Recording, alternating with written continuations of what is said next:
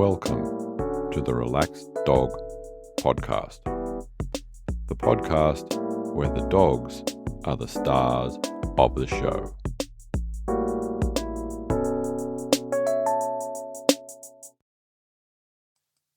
Welcome to episode 20 of the Relaxed Dog Podcast, sponsored by the Relaxed Dog. Thank you for listening. I am your host, Robert Ober, and I hope that you and your dog are well. This week's guest is Rebecca Hoffman, and she's going to tell us all about the exciting sports stuff that her Staffy Bully mix Archer competes in.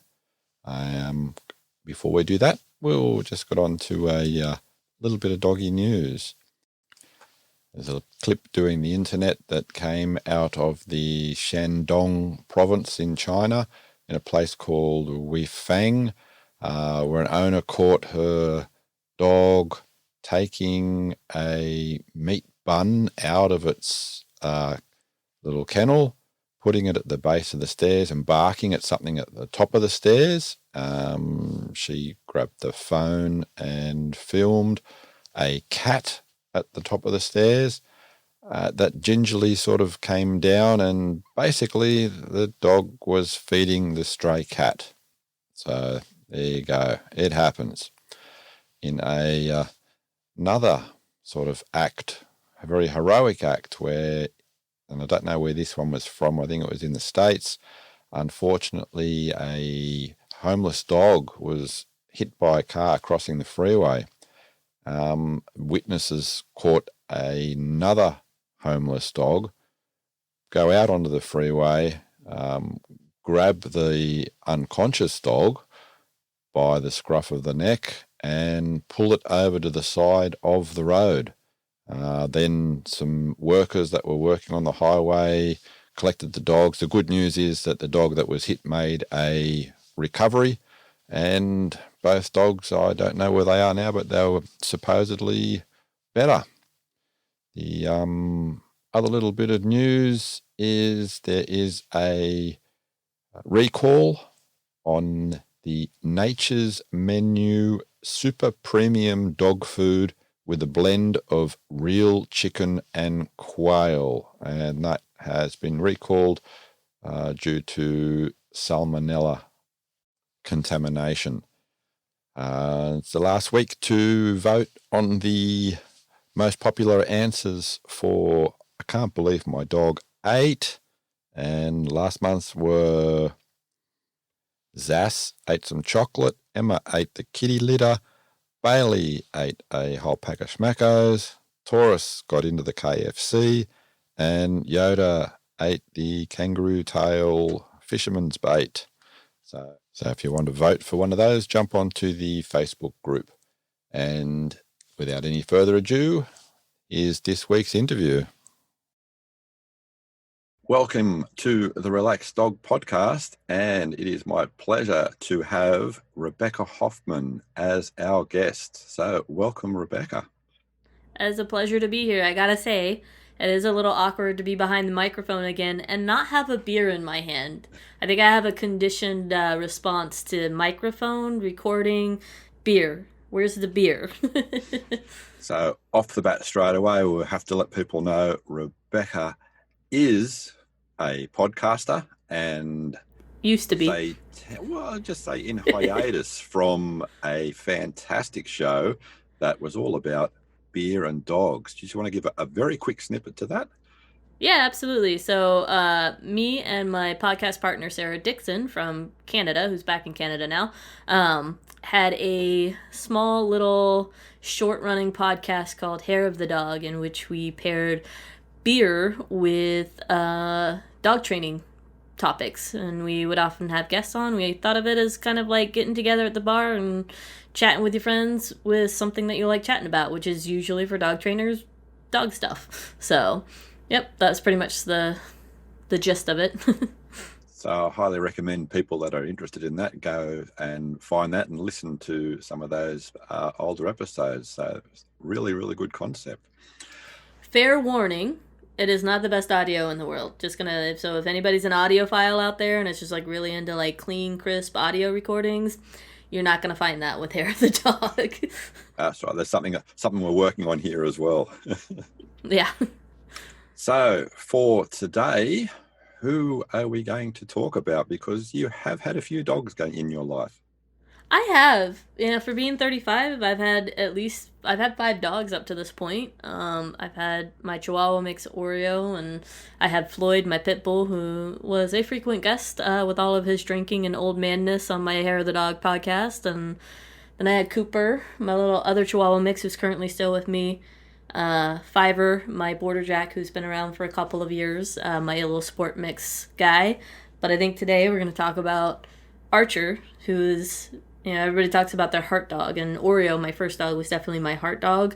But Archer, there's something special about him, and I have described him as my soul dog, the dog that really just, the kind of dog that you'd walk through hell with, like the dog that you want by your side through thick and thin, and he's everything. He's my kid, he's my son, he's my dog, he's not just my dog, but he's my boy, So I think we'll talk about him today. Excellent. So as per usual, I'm going to ask you to go back in time just a little bit before you met Archer and give us a little bit of a scenario on how that sort of like eventuated. Yeah, so actually, I'm sure some of your listeners are probably somewhat familiar with Michael Ellis. I used to live in the Bay Area of California, and I was trying to get closer to people who because I couldn't afford to go to the Michael Ellis school, and I had been involved in dogs and pet training and whatnot and dog walking at that point, and I just wanted to get access to more information, but I couldn't afford to go to the school. So I was trying to get closer to the people who had been to that school or were teaching at that school and just expand my network.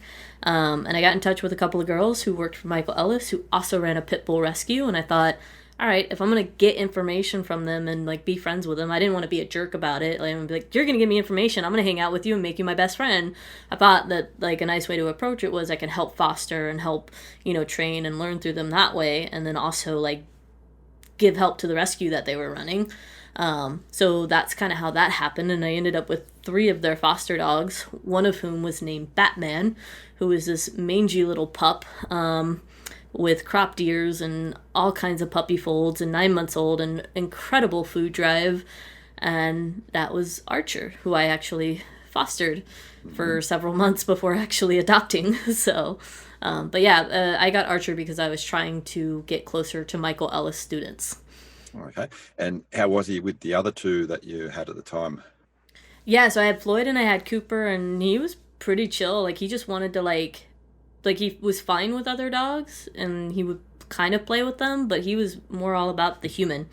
Like, and I had never really had a dog that, like, gave such deep, intense eye contact, and I think that's what kind of, like, I was fighting it. I didn't want to fall in love with him because Oreo had just passed away, like, a year. My heart dog had just passed away, like, less than a year ago, and I wasn't ready for another dog. I had Floyd, and then I got Cooper for Floyd. I didn't get Cooper for me. I got Cooper for Floyd, which is a whole nother story that we won't go into. But Cooper wasn't my dog either. But he was just like, he wanted to work. He wanted to train.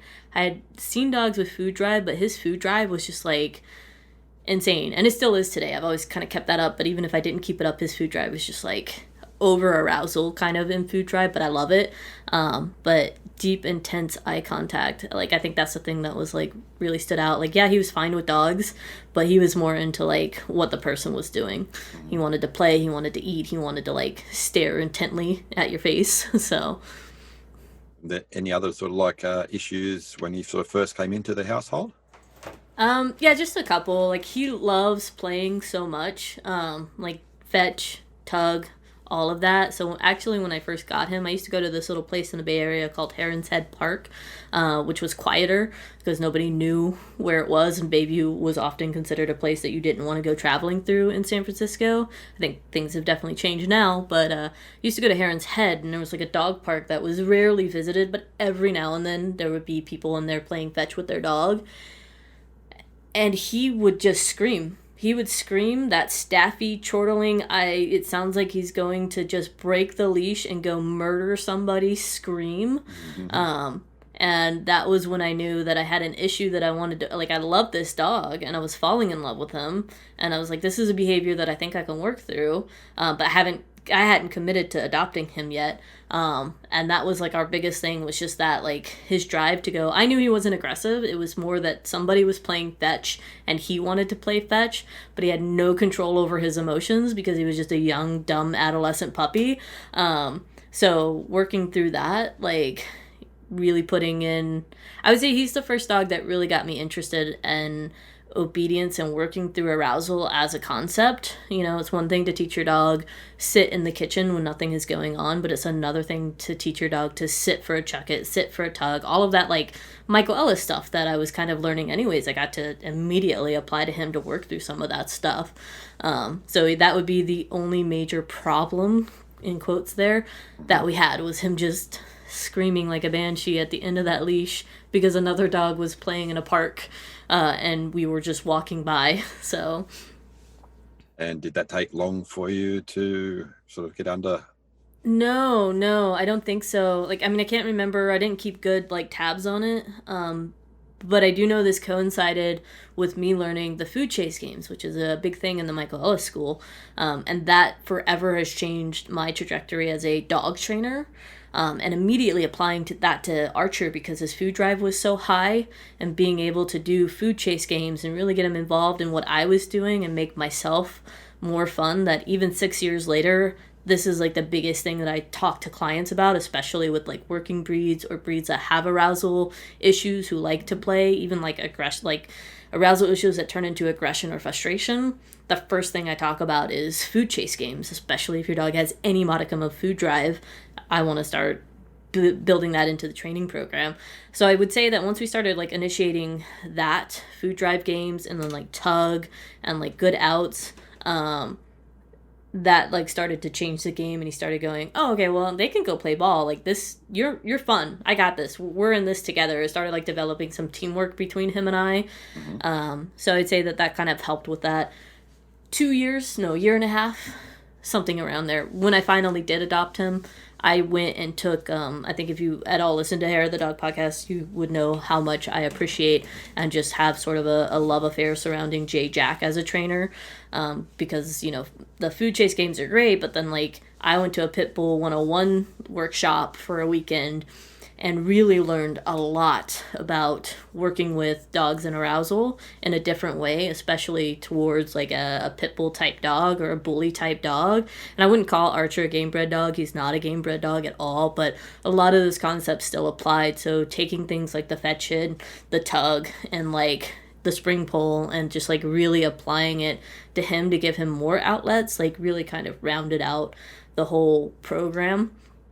And then starting flyball with him, taking all of those concepts and then putting him into flyball. And then it was a whole nother set of like him screaming because other dogs were playing flyball, and it was even more arousal, and working through it all again with food chase games and massage and all the stuff that I learned from Jay Jack and all of that, and like taking that and applying it in a new venue where he got to be crazy, and then like trying to not tamp it down or cap it off, but just toggle between, you're playing the game now you're not playing the game, right? And that really kind of also changed everything for me too, again, in getting in sports, and I credit him for that too.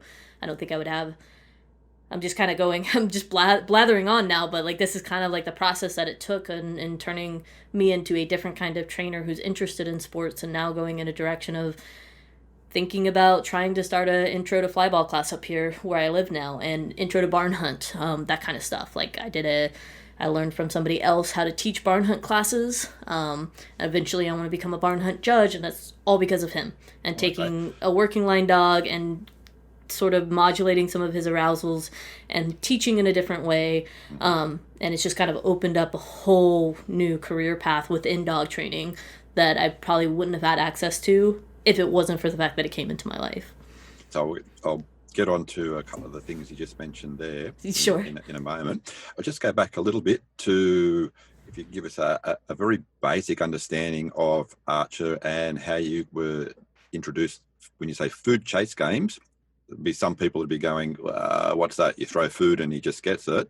But if you can give us, that's a small sort of understanding of how Archer went into that area. Sure. I'm trying to think how, because I can visually show you, but visual is not always the best in a podcast format. So food chase games for me is kind of like the same way that people would call it a lure. Like, so you lure your dog into a sit, you place the food in your hand. You can lure your dog into a sit by moving the food over their head. You can lure your dog into a down by slowly moving it to the ground. And you kind of keep their nose attached to the food in your hand. I usually place the food in between my index finger and my middle finger at the base of my fingers, and then run my thumb over it to kind of create like a pocket in my hand so that the dog can lick, nibble, whatever, smell the food without actually getting it unless I remove my thumb. Hopefully I described that correctly. Yeah, no, that's all right. Yeah, and then so from there, rather than just luring into a sit or just luring into a down or just luring into a stand, which is all stuff you can still do with a food chase game, I like to think of it like, I know that Michael Ellis does a lot of stuff that involves straight lines, and I'm not going to like go too deep into that because that's his category and I didn't actually learn it from him. I just kind of took what little information I was given on that and then like ran with it in my own way. And I don't want to at all like sit here and pretend like, this is how he does it, because I don't actually know. But I would do like straight lines back, yes marker, release the food. So like parallel to the side of my body, straight lines back, straight lines forward, and then kind of using movement like running with it so that your dog is physically chasing you and the food in your hand, both backwards and forwards, making them spin for it. Every time that they get to the food and you're ready to release it, you say yes. And then sometimes when you're doing those circles, when you're doing those straight lines backwards and straight lines forwards, you make them miss. So you're running forward, you go, ha ha, and you flip your hand real fast, and then you run backwards, and then say yes. So taking some of that sort of baseline frustration of like, crap, I was almost there, dang it, and like moving it in your favor. But you don't want to do it too many times because you can like totally kill the dog's hope for it. But that's what I mean by food chase games. Essentially take your hand and the food in your hand and turn it into the squirrel. Yeah. Okay. So again, going back, you still had Archer being fostered. So he was fostered for a while. Was there much of a turnover of other dogs in the household at that time? I had two other dogs there. One who was kind of being held for some people that knew that they wanted the dog, but were in the process of finding a location in which they could have the dog. They were in an apartment building that wasn't pit bull friendly. So he was somewhat of a long-term foster, 4 to 6 months. And then a puppy from a litter that they had rescued that ended up being, I want to say, just not quite right in the head. So that was an interesting thing to work through too. We ended up finding another foster for them, and then the two girls took him in for a while. But that was it. I kind of broke off with them, and I didn't foster for them anymore after that once I adopted Archer, because it just ended up being a little too much. Three foster dogs, 3 dogs of my own, plus I was still boarding dogs, so yeah, there wasn't too much of a turnover. Like I reached a point and I was like, I gotta take a break and not be a part of this for a little while. And how was Archer with all those dogs sort of like in close proximity all the time? Yeah, he was fine. I mean, even to this day, he's pretty neutral. Although he will play with dogs. He plays with Cooper, and he would play with Amos, who was one of the pit bulls that I was also fostering for them. And he played with this other dog aggressive dog or dog reactive dog that I have been working with for a really long time. Him and Sweet Pea got along really, really well. So he does play with dogs. He's not so neutral to the point that he's just like, nah, I don't like you, or I don't care. He will play with dogs. The older he gets, he has more of a courting process. He won't play with them unless he really trusts them. It took him 2 years to really play with my dog Fiver.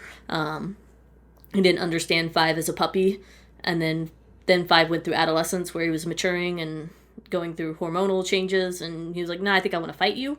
But then once that settled down, now they kind of play. I gotta watch them because they're terriers and they go crazy, but they play now. So he's pretty dog savvy.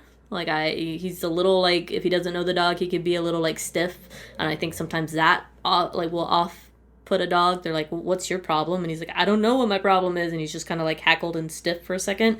But I've never had a problem in terms of him, typical pit bull stuff, right? But I've never actually had a major concern with him and other dogs. So. And do you find that there's been any sort of difference in Archer's behaviour when you're going out for walks and things, depending on the different places that you've lived? Yeah, like when we lived in Hollister, there were sheep and like other prey animals there. So, some of that would like tick up in the field, but could easily override that with play. And he handles, like when we lived in Oakland, we used to go on some hikes. He's totally fine with that. He never really goes too far. Like he wants to check in naturally, and he can pretty much hang out with most dogs. We've only been in Portland for a couple of months, and he's kind of figured out which fields we go to and like what the signifiers are of like what's going to be fun, right? So if I bring out the check it stick, of course he gets super aroused. He's like, okay, we're gonna go to the field, and he just pulls like a freight train, and I let him because I don't really care. And then, but if we're just kind of walking in the neighborhood and there's no signifier that we're going to go do something, right now he's a little bit more on alert. Like he just seems to be visually like, what's that? What's that? What's that? And I think that's just kind of being in a new environment and still trying to adjust to having just moved again. But in general, he's pretty chill. He's great with people. I pretty much trust him anywhere, He's been to beer festivals. He's, gone to flyball tournaments. He does barn hunt. He's done dock diving. He gets walked, and we go to fields, and he goes off leash. Like, he's a champ. He's a pretty good dog. Okay, so you mentioned quite a few different activities there. I'd like to get a little bit further into some of the activities that he sort of like started to do when he was a bit younger, and how that sort of transpired. So flyball is what we first started with. And if I'm being completely honest, I didn't actually start class with Archer. I started the class with my smaller dog, Cooper, because I was like, I did what most people do when they think of flyball. You think of like, oh, it's the box with the ball. And like when you see it, you're like, oh, my dog loves fetch. He'll love flyball. That's what I did. I was like, my dog's fast and my dog loves fetch. He'll love flyball. And it's like the exact opposite, because it's essentially a dead retrieve. You're never tossing the ball. The ball's just connected to the box. It's a dead ball in a box. But me being like, oh, my dog loves fetch. He'll love flyball. We started the class with my little dog. And quickly found out that Cooper had some sensitivities, environmental sensitivities, some internal insecurities. Most of that's been worked through, but it caught the bug. I was super into it, and I wanted to see how Archer would handle it, so I signed Archer up for a class, and he took to it immediately. In fact, I remember, I don't even think I did wall work with him. So, like, there's a series of things that you need to do to make sure that you don't injure your dog when training for the box. And one of those things, especially for bigger dogs, is like a big wall. You do wall work. First, you lean it at like 30 degrees, 20 degrees, whatever, and then you just kind of go up, up, up until it's flat against the wall. And it's like this big 2 or 3 foot by 5 foot wall. And you get them jumping and rebounding off the wall as high as possible. And that's how we usually teach bigger dogs. You just kind of layer it up into that, and then you go back down, and then you lean it up against the flyball box, and you do it all over again. And I didn't do any of that with him. I was just like, I wonder if you'll do this. And I just borrowed a box because I was doing homework for my other little dog, and I just put him on the box, and he did it. And I was like, okay, guess we're going to do a class with you. And that's what made me do a class with him. We needed to fix his box turn because that was not the right way to introduce it. So we had to do a lot of fixing for my mistake. But we got the bug. He was into it, and it just kind of kicked off from there. It took Cooper, my little one, a lot longer to get into flyball than it did for Archer. But yeah, we've been doing flyball. Right now, everything's on hold because of COVID, but I want to say we've been doing flyball for almost 3 years, maybe 4 years now, it feels like, maybe longer, I don't know, I've lost track of time, but flyball was the first introduction to sports.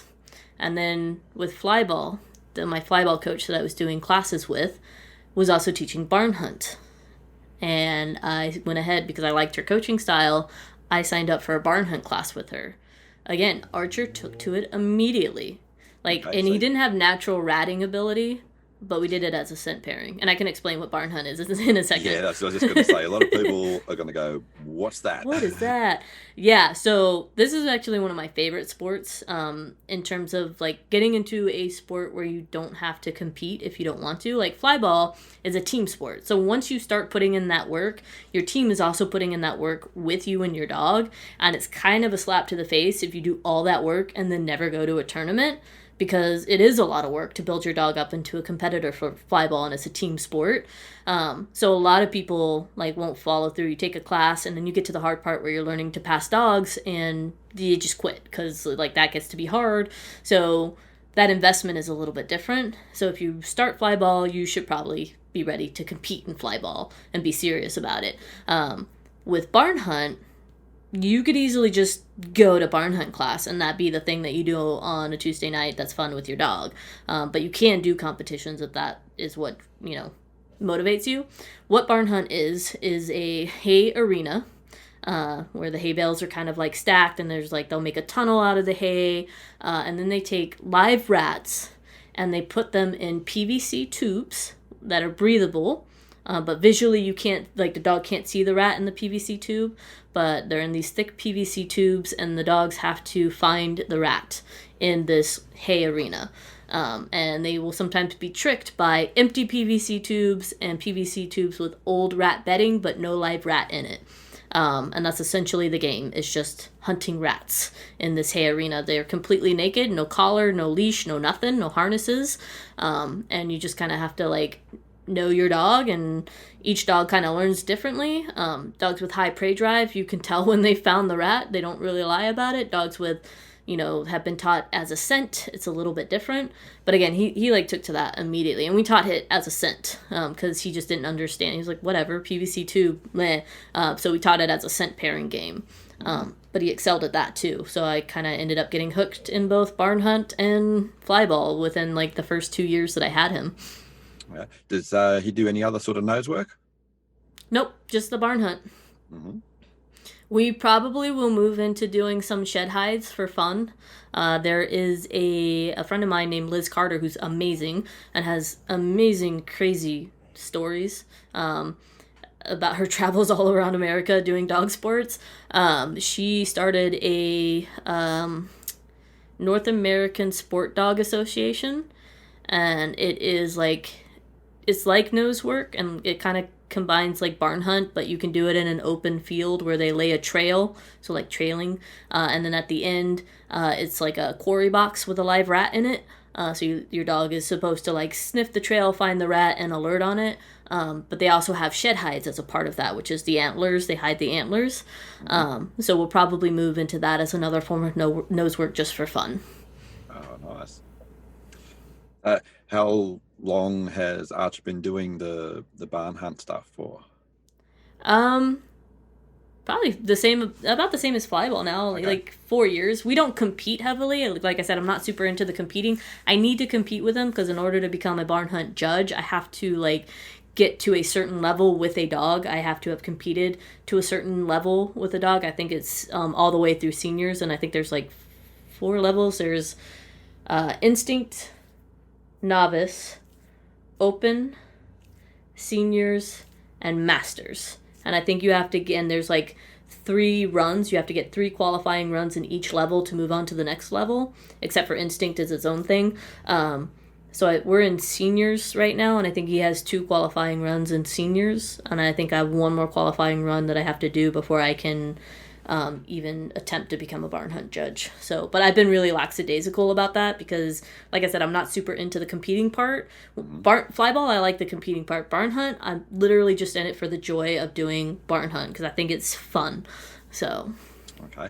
Just touching back on the fly ball, has Archer had any sort of medical issues as a result of competing? Yeah, absolutely. Well, I mean, I think in general he's had he's 6 now, maybe 7. I've lost track.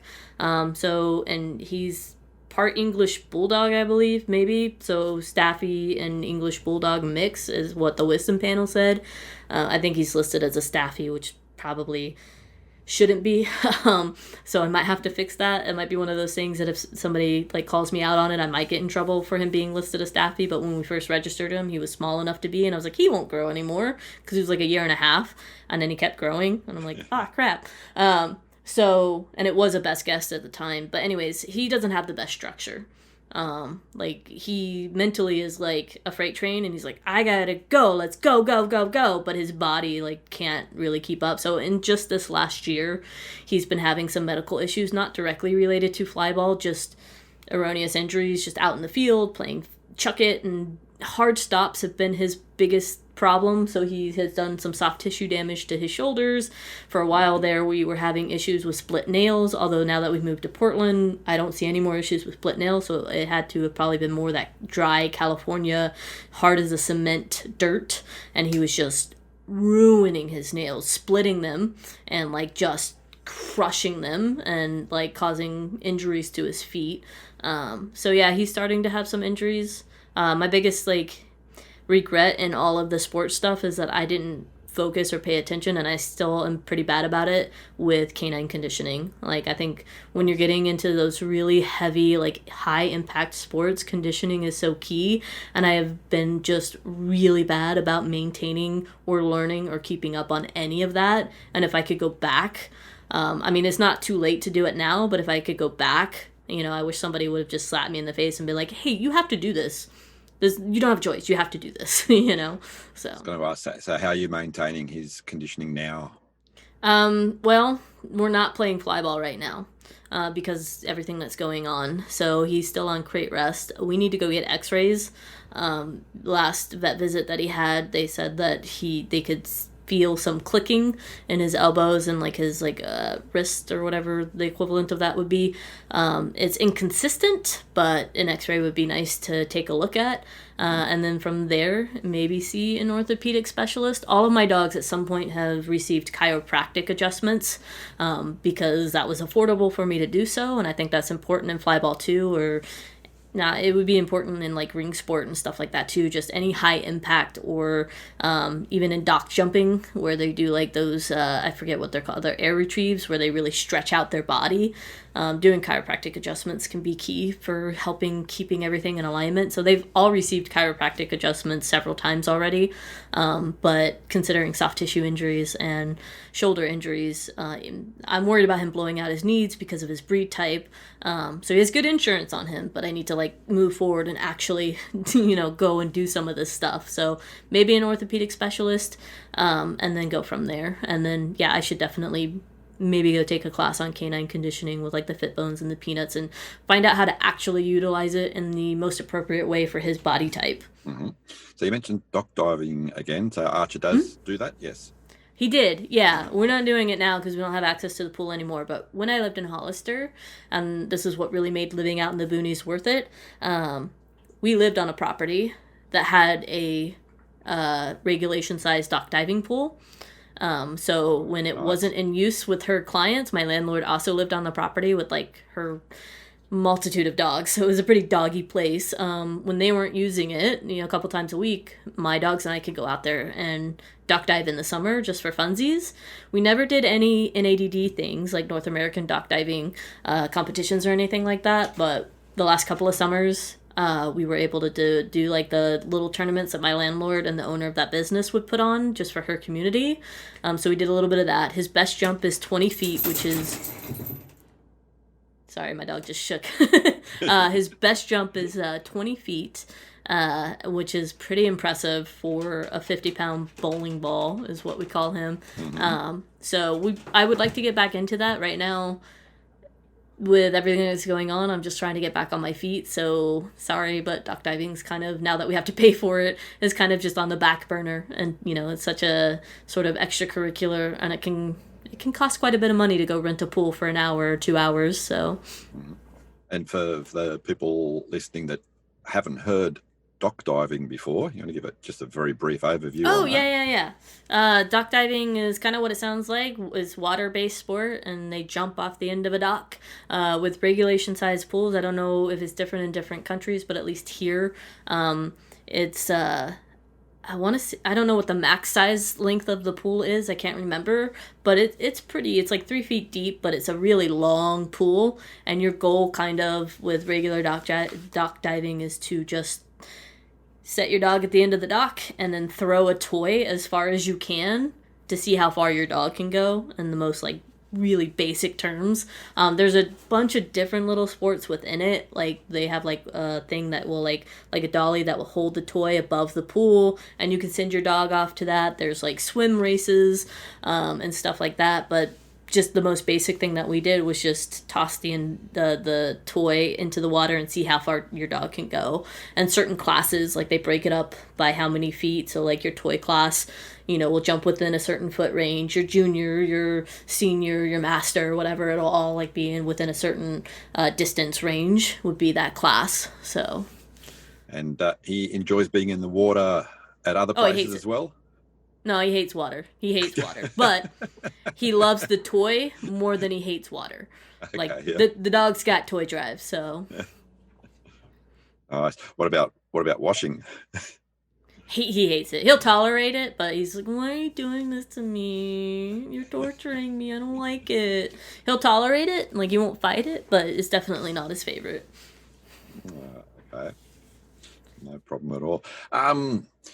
He's sort of got any sort of favorite walks and things that he likes to do out on the walks? I am a bad dog owner. I don't walk my dogs. I very rarely walk my dogs. Like, we do walk sometimes, and that's where the whole, like, him being alert in the neighborhood thing has been a new thing for us, but I really don't walk my dogs. I'm not a walker. Our thing is tug, spring pole, and fetch. Fetch is, like, that's my thing. Like, I think I probably love fetch more than my dogs love fetch, but it's pretty equal. I love going to an empty field. Unfortunately, in this day and age, in populated cities, it's kind of hard to find a completely empty field. But I love playing fetch with my dogs. So that's like, I can't really do it with him now, or I shouldn't anyways, because, he's got all those stuff with his shoulders, and they're hard stops when he plays fetch. When he catches the ball, he just will, like, skid into the ground, and it's not good for him until we figure out what's going on with his body. So there's a little school around the corner from us that has, like, some pretty sturdy soccer goal post. So I've been taking a horse bungee, a horse tie. It's just like a really long bungee, but like can handle a nice amount of weight. And I go and I string that up on the goalpost and I attach a tug to it. Mm-hmm. And we play spring pole right now because it's just taking a lot of the weight off of his shoulders when he plays that. So we've been doing that lately. But no, I don't really walk my dogs. We do things, but I don't really do like your traditional like hike or walk or anything. And look, for the amount of different activities and stuff that you do, it's, well. Yeah, so, like, I mean, he's pretty satisfied. Like, he gets a little crazy if we don't, like, if I get too busy with my workload or if it's too hot or something. If I don't do something with him for 2 or 3 days, yeah, he gets a little strung up and he gets a little, like, wild. And he gets very, like, in the house. He just kind of, like, gotta do stuff, why I'm doing stuff. And he gets a little nippy and he gets a little, like, bouncy and wants to do zoomies in the house. I'm like, you can't, buddy. But he can be pretty happy with, like, if we do a session of spring pole a day, or if we do a couple of training, like, little 10-minute training sessions in the basement or something. I have a basement now that's kind of set up for dog training. So we could do just, like, a couple of, like, work on a new trick or something, or string together a bunch of stuff he already knows, and he can sort of satisfy a lot of his internal drives that way. If I were to just walk my dogs, because walks for us are so boring, like, and I don't really like doing structured walks. Like, I know some people are super into that. I'm not into it. Like, I think it has value, don't get me wrong. It's not my thing. I get bored, and I like doing things, and I think my dogs are similar. So, he's pretty happy if we just do, like, a spring pull session and, like, a training session, or a couple of training sessions, or, like, a fetch session, And I don't just do, like, hammer it, where it's like, all right, go get the ball, now come back, now go get the ball, now come back, now get the ball, come back. I, like, make him work for it, and I think that's, like, we'll do healing drills, we do new tricks, we'll do all kinds of stuff, and then he gets to go get the fetch, right? Or he gets to go hit the spring pole. So we kind of work as like high arousal work to get to the toy or to get to the food, and that's usually satisfies him. Most of my dogs are pretty satisfied with some level of that kind of activity. Okay. Would you say Archer has any individual sort of like weird sort of habits or anything like that that are peculiar to him? Yeah, I mean, he can be a quirky guy.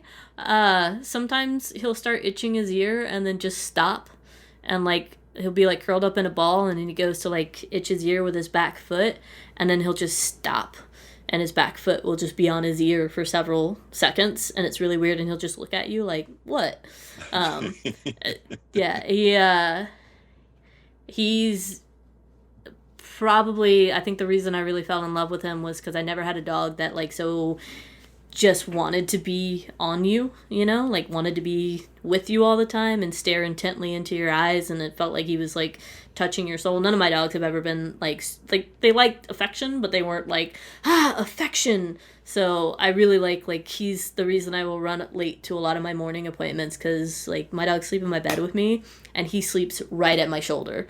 Like his head is on my shoulder, and he's just like staring at me, or asleep, but he's like in my direction. And that's probably, I wouldn't really call that quirky or weird or even completely unique to him, because I know there's other dogs out there that do that. But for me, out of the series of dogs that I've had, he's the only one that's ever been like that. And he'll do that with other people. Like other people have taken care of him, and that's like the thing that they remark on is like how good of a cuddler he is. He's just so like nice and warm and just like intent with you, you know?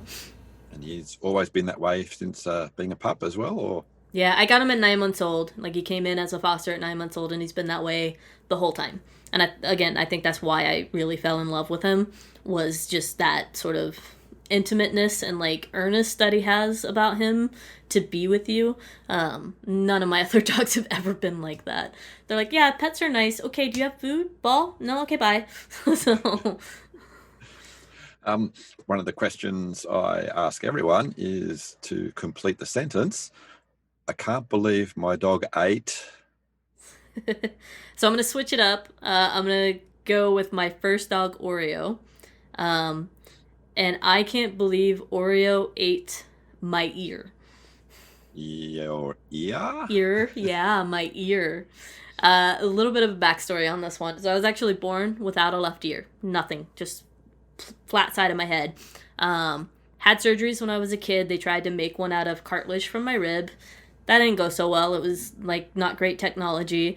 When I was in high school, we decided to revisit that aspect of plastic surgery to see if we could, you know, because technology had changed, there had been new advancements, so on and so forth.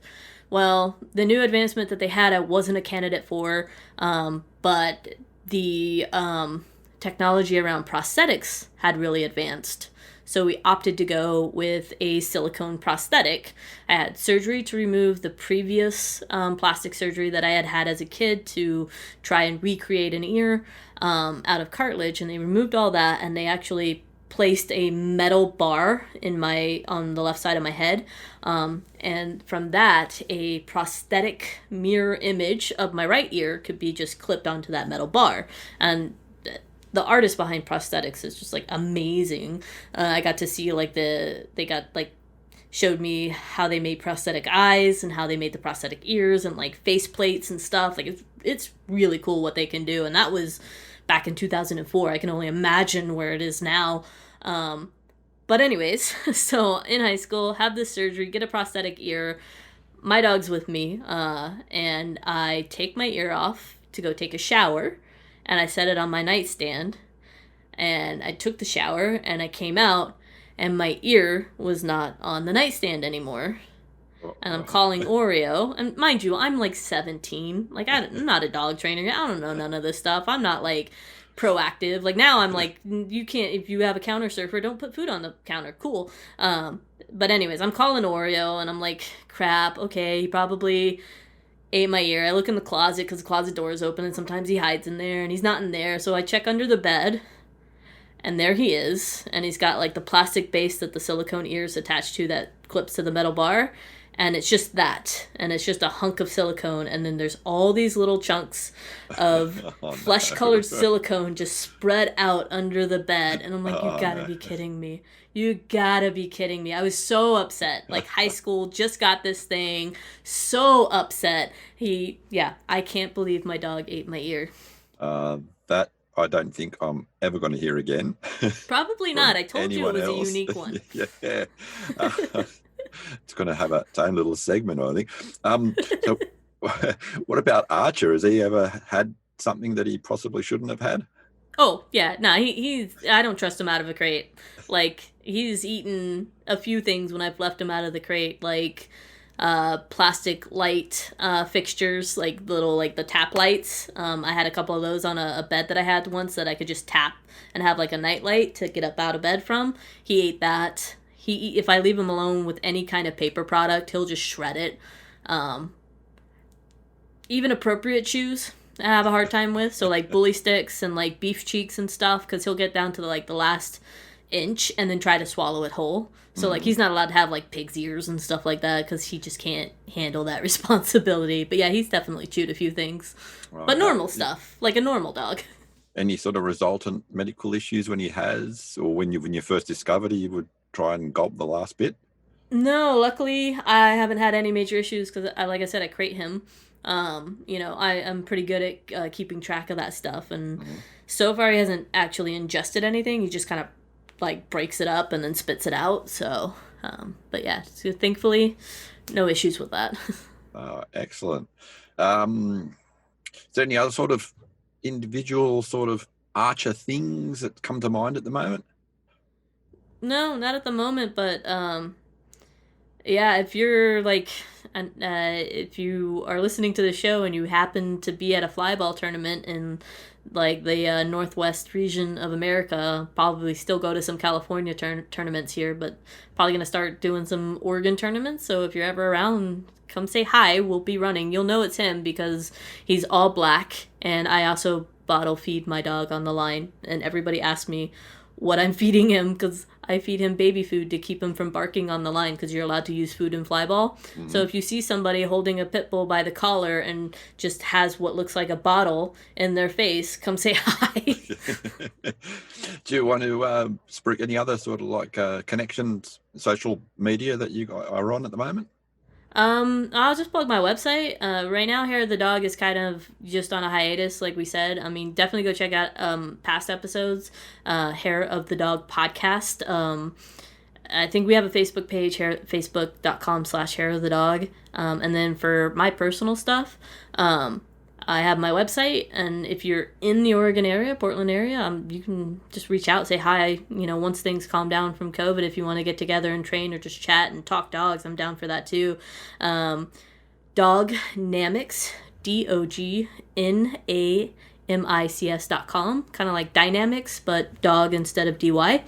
You can pretty much find all of my contact information there.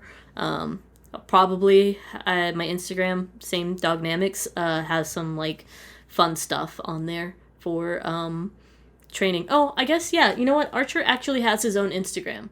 So if you want to follow Archer pictures and probably some future training videos, you can follow Archer on Instagram at Flying Bowling Ball. I like it. Yeah. So, but yeah, no, that's it. Not a whole lot going on.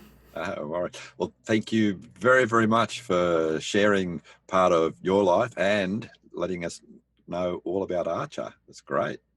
Yeah, absolutely. I really appreciate it. Thank you so much for having me on. Thank you. Take care. You too. Thank you very much for listening. I hope that you enjoy the show.